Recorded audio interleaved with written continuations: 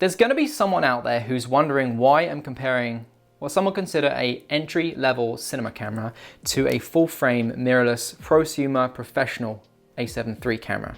And the reason is, firstly, because I wanted to, and secondly, if you look at all of Sigma's marketing material for the Sigma FP, they actually market it more as a full-frame mirrorless camera. So it turns out this is actually a pretty good video to make after all. Now I want to preface this video by saying it actually didn't go how I intended when I wanted to make this video. I had this huge elaborate idea of comparing every minute detail of these little cameras and going into all the intricate little details of both of these.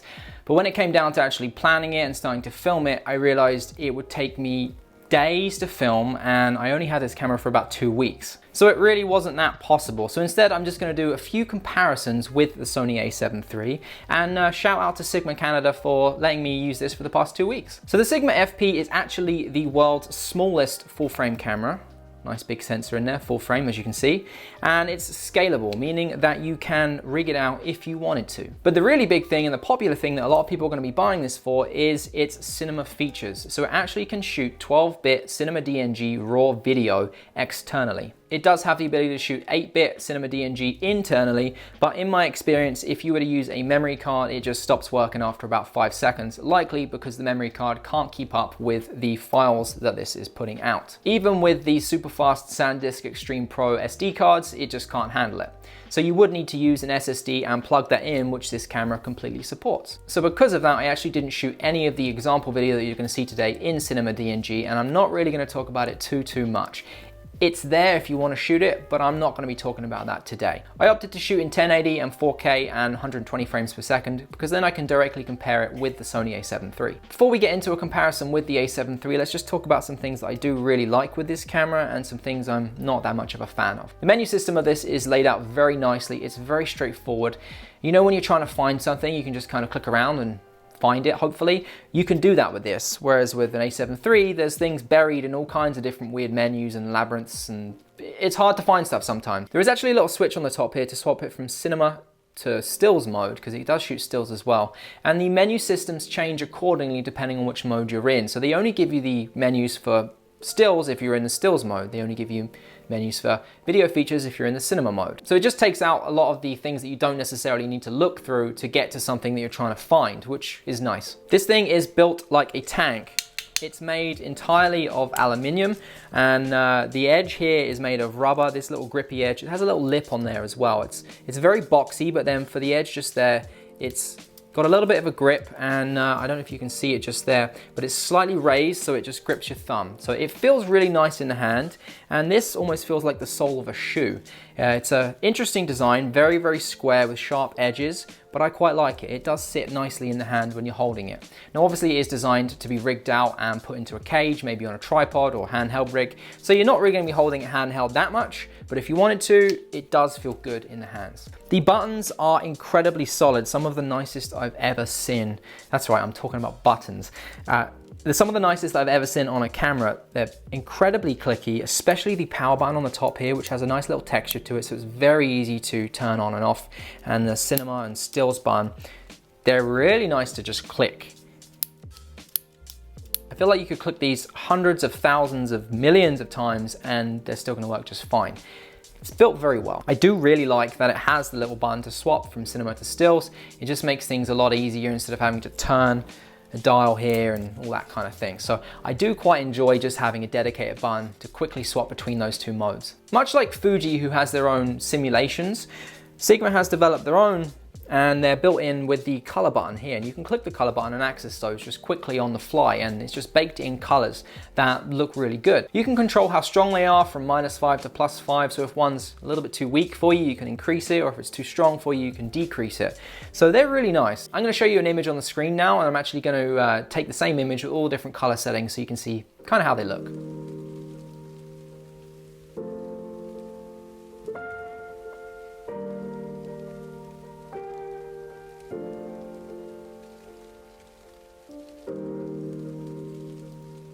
Right next to the color button is a tone button, which gives you the ability to change the tone and the S-curve directly in the camera. You don't need to put it into the edit suite, into post, and edit your S-curve there. You can do it all directly onto the camera should you want to. I also like Sigma's version of manual focus assist.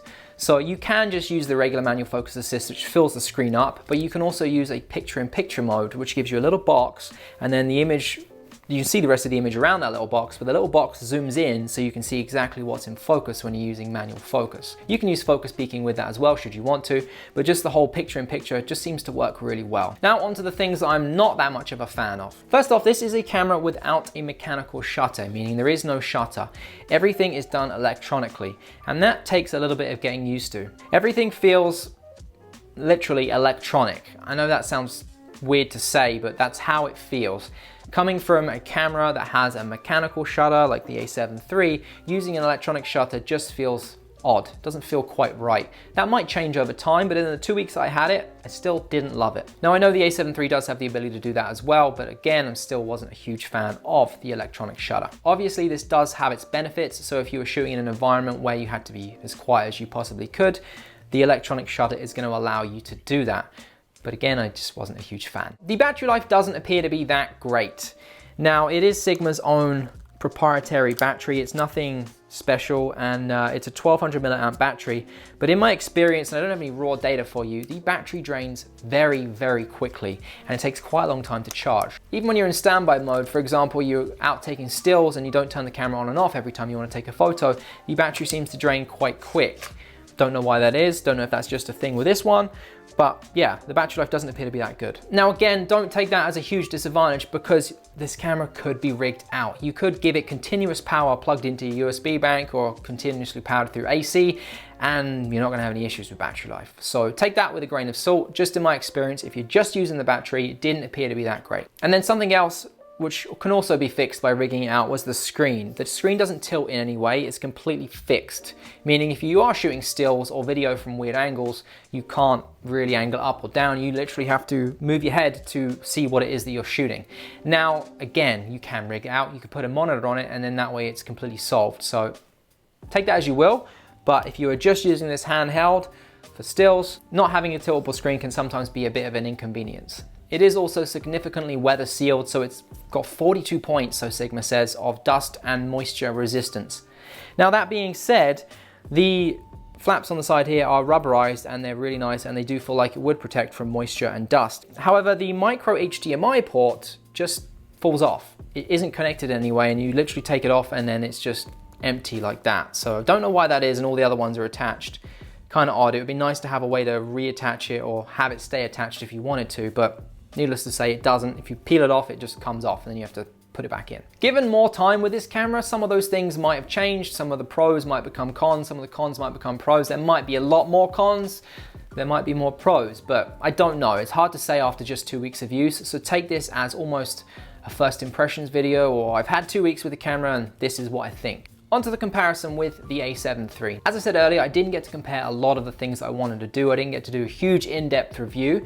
So instead I've picked a list of key features to compare with the A7 III, which I think you'll find quite useful. Those are major differences, similarities, frame rates and video comparisons, low light and ISO performance. How is the autofocus of this camera? So first let's talk about some major differences between the Sigma FP and the Sony A7 III. So the first one, the obvious one here, is clearly going to be size. The FP is substantially smaller than the A7 III, and that's probably what gets it its world's smallest full frame camera award. Doesn't really have an award for it, does it? It just has its title, which could change in the future, but right now it is considered the world's smallest full frame camera. Another big one is the fact that the Sony A7 III has an EVF and the FP does not. So if you did want to shoot with an EVF on this, you cannot. And you can get like a zoom director's, I don't know exactly what it's called, it's like a loop, I guess, and it literally clips on here, and then you can look up, put an image over the top of it so you can see, and then you can look through it and it just gives you a magnified view of the screen. So that's the closest that you'll get to an EVF. Now if you're shooting stills especially, that does take some getting used to. The FP does not have dual card slots, has one card slot which goes in right next to the battery there, much like the A6400 and A6100 and all those other cameras.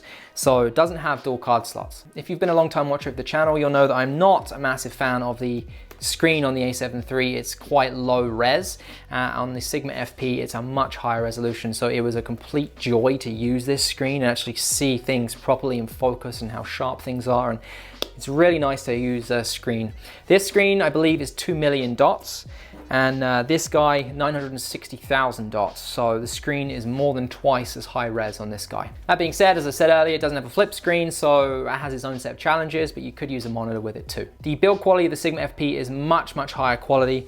The Sony A7 III is a great camera when it comes to build quality. Like, mine still looks brand new, to be honest with you, but this just feels way higher in terms of its build quality. So overall, I do prefer the build quality of this, but it does make it pretty heavy for a tiny little camera too. The FP does have a very large heatsink around every edge of the camera there. So if you are shooting in hot environments or you're shooting consistently for a very long period of time, you're not going to have any issues with overheating because it can disperse its heat very well through the heatsink. Through use, it does get warm even after a couple of minutes. It does become warm quite quick, but that's probably because the heat is being dispersed and you can just feel it around the edge of the camera there. A7 III obviously doesn't have a heatsink, and I've personally never experienced any issues with overheating. That being said, I have heard and seen people who have had issues with heat problems and overheating. So you won't have issues with it on this, and I haven't had issues with it on this, but some people have. Both cameras do have external mic jacks, but the FP does not have a headphone jack. So if you wanted to plug in headphones, you can't do it directly that way. However, there is a USB-C port, so you could plug in that way if you wanted to. Also, as someone who's used the A7 III a lot over the past couple of years, I've always thought that it's a great camera, its software's good, never had any problems with freezing. However, now using the FP, it's even quicker. Everything is snappy, there's no lag, and you click a button and it's instantaneous. Something I never really noticed as being an issue with the A7 III until I used the FP. I wouldn't say it's an issue, it's just the A7 III is definitely slower. The easiest way to compare it would be to say the A7 III is like a 2-year-old phone you've had. It's filled with apps and photos, and it's a little bit laggy. And the FP is a brand new phone straight out the box, and everything is quick and snappy and there's no lag, and it just feels great to use. So now let's talk about the similarities of the two cameras. Both are full frame 24 megapixel cameras. They both shoot stills and they both shoot video. Both cameras have touch screens on the back, with the FP being a lot more usable than the A7 III. If you're anything like me, I just turn the A7 III's touchscreen off because, in my opinion, it's kind of useless. But the Sigma FP actually has some use, and if you want to use the touchscreen, it's there and it does work quite well. Both shoot in a variety of frame rates and resolutions, with the main ones I'm going to talk about today: 1080p, they both shoot, 1080p 120 frames per second, which they both shoot, and 4K. More on those in a bit. And both have micro HDMI out ports, meaning if you want to plug an HDMI cable straight into a monitor from the camera, you can do that. So now let's talk about frame rates and video. A quick note for some of the tests and the videos that you're going to see coming up. Unless otherwise stated, I used the Sigma 45mm f2.8, the only lens I had available to me for the FP there. I did have the MC11 adapter from Sigma to use Canon lenses, but I'm a Sony shooter and I don't own any Canon lenses, so I just had the 45mm there. For the A7 III, I was using the Sigma 30mm f1.4, and I'll be using it at f2.8, so it's a great comparison. And yes, I know that is an aps-c lens, but if you do the math, 30 times 1.5 is 45. So we're comparing two direct 45mm lenses. So it's a great comparison. We'll be using both at f2.8. So both shoot 4K video at 24 or 23.98 frames per second, with the Sigma having the ability to shoot at 29.97 in 4K too, should you want to. Here's a couple of comparisons of 4K video just shot at 24 frames per second. Nothing special, just allowing you to see how 4K video looks on both cameras.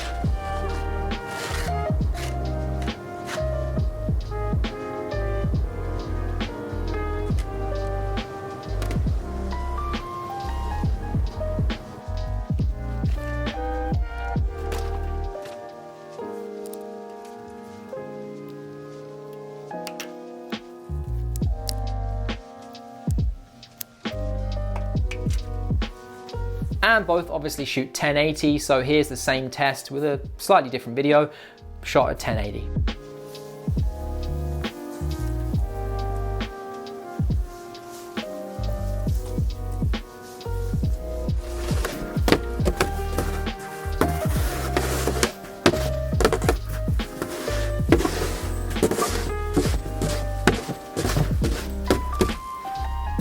And then both shoot 1080 at 120 frames per second too. So let's do a little slow-mo comparison of both.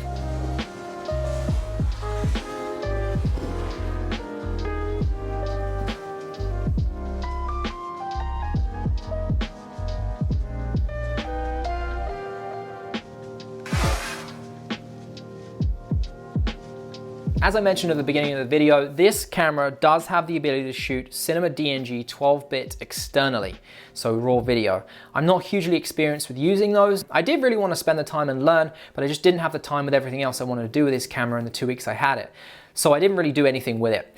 That being said, if you did want to shoot 12-bit RAW externally, it's going to give you a lot more options in post for dynamic range. It's going to give you better dynamic range, and it's also going to give you a lot more options for correcting your color. So the video is not going to fall apart as quickly as it would shooting with the A7 III because you have that 12-bit video that you can now correct your color with. So that's a huge win for the Sigma FP and completely blows the Sony A7 III out the water when it comes to being able to shoot in those kinds of formats. Autofocus for video. As we know, A7 III is amazing when it comes to autofocus. I've done tons of tests, as has everyone else. The FP does have continuous autofocus as well, and it has eye autofocus and face detection and tracking, but it's not good. I would say let's leave it at that, but yeah, if you're looking at comparing these two cameras, this is not going to do well. And as you'll see in some of the video, and I'm either going to show you now or in a second, it really does not hold up in any way to the A7 III. It's slow, it's clunky. Once it finally gets locked on, it does work and it's accurate, but it takes forever. But you're probably not going to be buying this camera specifically for shooting with autofocus. Chances are you're probably going to be pulling focus, shooting manually. And yeah, so take that as you will. But if you were comparing the two, this is not that great. Actually, it's just not that good at all. So low light ISO performance. Now both cameras are full frame cameras, meaning they should have very good low light performance, and at higher ISOs there shouldn't be that much noise. So I did run a test in my studio here with no other light coming in, one big light, very controlled. Everything was shot at 1/50th of a second, f11, and I went up through different ISOs. I started at 5,000 ISO, and then I worked my way up to 10,000 ISO. Then we went to 20,000 ISO. And finally, we got to 25,600. Now just looking full screen, or even if you're looking on your phone, you're not really going to be able to tell any difference. Both handle all the ISO tests very, very well, and all images look clean.